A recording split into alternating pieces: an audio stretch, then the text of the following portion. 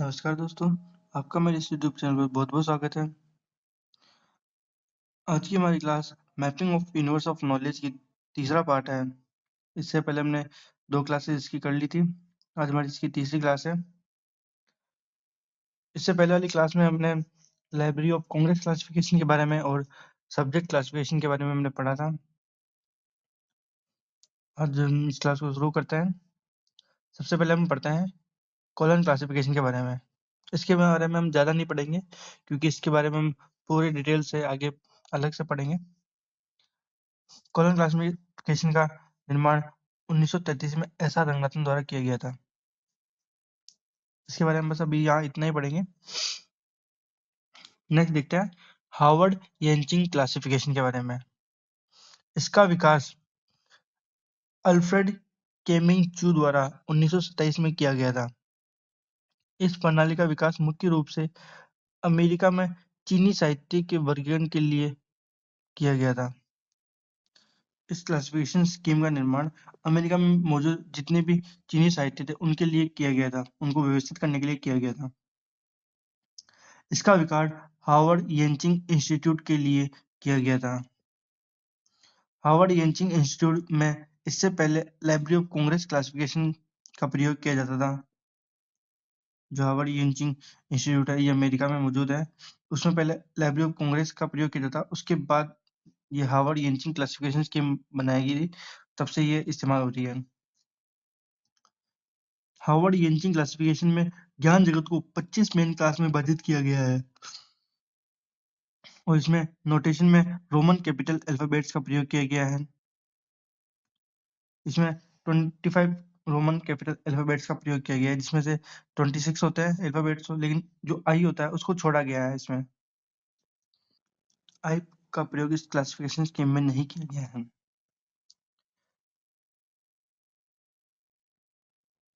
अब हम देखते हैं नेक्स्ट बिब्लियोग्राफिक क्लासिफिकेशन के बारे में। इसका विकास 1935 में हेनरी एवलिन ब्लिस द्वारा किया गया था।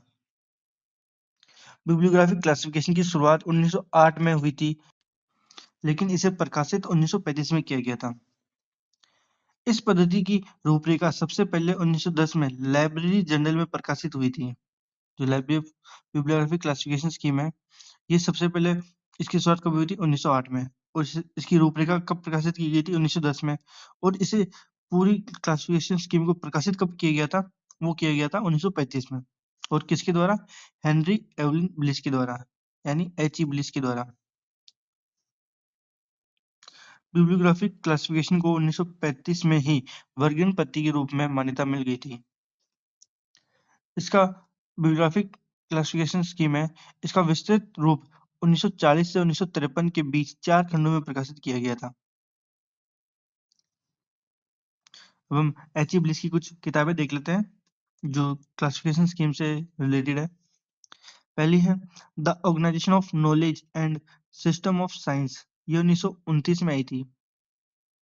दूसरी किताब है the organization of knowledge in libraries and the subject approach to books, ये 1933 में आई थी। बिब्लियोग्राफिक प्रणाली की 4 व्यापक अंतर्निहित नीतियां हैं। इनमें से पहली है alternative location. Bibliographic classification scheme में ज्ञान जगत के लिए अल्टरनेटिव लोकेशन का प्रयोग किया गया है, यानी वैकल्पिक स्थान का प्रयोग किया गया है। इसमें नोटेशन का प्रयोग किया गया है।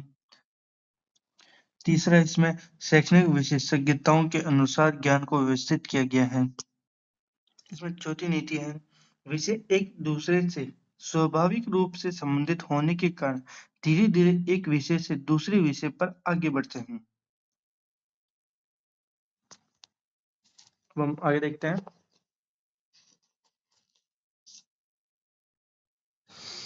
जो बिब्लियोग्राफिक क्लासिफिकेशन स्कीम थी, इसका सेकंड एडिशन 1977 में जैक माइल्स द्वारा संशोधित किया गया था। बिब्लियोग्राफिक क्लासिफिकेशन स्कीम के सेकंड एडिशन में शीर्षकों को वर्गीकृत करने के लिए सामान्य संगठनात्मक पैटर्न इस प्रकार है। इसमें सबसे पहले आता है एजेंट, फिर दूसरा ऑपरेशंस यानी संचालन, तीसरा है प्रॉपर्टीज यानी गुण, चौथा है मटेरियल्स यानी सामग्री। पांचवा है प्रोसेस यानी मतलब प्रक्रिया। छठा है पार्ट्स। सातवां है टाइप्स यानी प्रकार।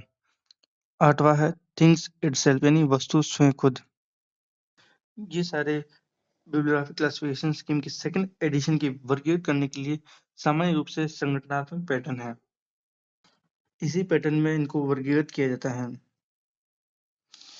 आगे देखते हैं। बिब्लियोग्राफिक क्लासिफिकेशन स्कीम को मूल रूप से यूएसए में विकसित किया गया था, परंतु इसे ब्रिटेन के पुस्तकालयों में अधिक अपनाया गया था। जो बिब्लियोग्राफिक क्लासिफिकेशन स्कीम थी, इसको अमेरिका में विकसित किया गया था, परंतु इसको सबसे ज्यादा ब्रिटेन में अपनाया गया था। बिब्लियोग्राफिक क्लासिफिकेशन के 28 खंडों में से अब तक 15 खंड प्रकाशित हो चुके हैं। मतलब जो बिब्लियोग्राफिक क्लासिफिकेशन स्कीम है, इसके 28 खंड है, इनमें से सिर्फ अभी तक 15 ही खंड प्रकाशित हो पाए हैं। और बिब्लियोग्राफिक क्लासिफिकेशन में नोटेशन के लिए मिक्स नोटेशन का प्रयोग किया जाता है। बिब्लियोग्राफिक क्लासिफिकेशन के लिए 1967 में ब्लिस क्लासिफिकेशन एसोसिएशन का गठन किया गया था। इसका पहला प्रकाशन एब्रिज ब्लिस क्लासिफिकेशन था, जो कि स्कूली पुस्तकालयों के लिए था। जो एब्रिज ब्लिस क्लासिफिकेशन ये यानी संक्षिप्त ब्लिस क्लासिफिकेशन स्कीम था, जो स्कूली पुस्तकालयों के लिए था। बिब्लियोग्राफिक क्लासिफिकेशन में हाइफन चिन्ह का प्रयोग फेज लिंक के रूप में किया जाता है। जो इसमें अलग अलग फेज होते हैं, उनको जोड़ने के लिए इसका हाइफन का प्रयोग किया जाता है। अब हम बिब्लियोग्राफिक क्लासिफिकेशन की मेन क्लास देख लेते हैं। इसकी कितनी मेन क्लास है? पहले इसकी मेन क्लास है 2 से लेकर 9 तक, जिसमें जनरलिया, phenomena, knowledge, information, science and technology को शामिल किया गया है। दूसरी है ए से एल तक, इसमें फिलोसफी एंड लॉजिक को शामिल किया गया है। तीसरी है एम से लेकर एक्स तक, इसमें मैथमेटिक्स, प्रोबेबिलिटी एंड स्टैटिक्स को शामिल किया गया है। चौथी मेन क्लास है ए वाई से बी तक, इसमें जनरल साइंस एंड फिजिक्स को शामिल किया गया है। इसकी पांचवी मेन क्लास है सी, जिसमें केमिस्ट्री को शामिल किया गया है। छठी है डी, इसमें स्पेस एंड अर्थ साइंस को शामिल किया गया है। इसी का ही एक भाग है जिसमें डी जी से लेकर डी वाई तक, इसमें अर्थ साइंस को शामिल किया गया है। इसमें जियोग्राफी और जियोलॉजी को भी इंक्लूड किया गया है। सातवीं मेन क्लास है ई से लेकर जी क्यू तक, इसमें बायोलॉजिकल साइंस को शामिल किया गया है। आठवीं मेन क्लास है जी आर से जी जेड तक, इसमें applied biological science colon agriculture and ecology को शामिल किया गया है। नवीं मेन क्लास है एच, इसमें फिजिकल एंथ्रोपोलॉजी और ह्यूमन बायोलॉजी और हेल्थ साइंस को शामिल किया गया है। 10वीं मेन क्लास है आई, इसमें साइकोलॉजी एंड साइकाइट्री को शामिल किया गया है। 11वीं मेन क्लास है जे, इसमें एजुकेशन को शामिल किया गया है। 12वीं मेन क्लास है के, इसमें सोसाइटी सोसाइटी के अंदर science, social science and sociology को शामिल किया गया है। 13वीं मेन क्लास है एल से लेकर ओ तक, इसमें हिस्ट्री के अंदर area study, travel, topology and biography को शामिल किया गया है। इसी की एक सब क्लास है जो कि है एल ए, इसमें आर्कियोलॉजी को शामिल किया गया है। 14वीं मेन क्लास है पी, इसमें रिलीजन, ऑकलेट, मोरल्स एंड एथिक्स को शामिल किया गया है। 15वीं मेन क्लास है क्यू, इसमें सोशल वेलफेयर एंड क्रिमिनोलॉजी को शामिल किया गया है। 16वीं मेन क्लास है आर, इसमें पॉलिटिक्स एंड पब्लिक एडमिनिस्ट्रेशन को शामिल किया गया है। 17वीं मेन क्लास है एस, इसमें लॉज को रखा गया है। 18वीं मेन क्लास है टी, इसमें economics and management of economics enterprises को रखा गया है। 19वीं मेन क्लास है यू से बी तक, इसमें टेक्नोलॉजी एंड यूजफुल आर्ट्स को रखा गया है। 20वीं मेन क्लास है डब्ल्यू, इसमें द आर्ट्स को रखा गया है। इसी की एक सब क्लास है जिसमें WV से लेकर WX तक म्यूजिक को रखा गया है। 21वीं मेन क्लास है XY से, इसमें लैंग्वेज एंड लिटरेचर को रखा गया है। 22वीं मेन क्लास है ZS से लेकर ZW तक, इसमें म्यूजियोलॉजी को रखा गया है। कई जगह पर बोलते हैं कि ये टोटल 35 मेन क्लास हैं और कई जगह पर इसको ऐसे 22 ग्रुप में लिखा हुआ होता है। तो अब आप अपने हिसाब से देख लेना कि ऑप्शन में क्या है, उस हिसाब से आप टिक करना।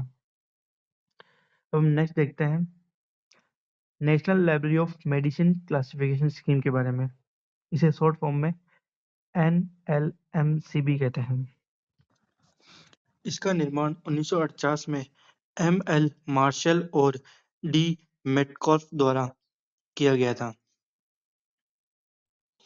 इसका निर्माण USA की आर्मी मेडिकल लाइब्रेरी के लिए एक सर्वे रिपोर्ट के आधार पर किया गया था।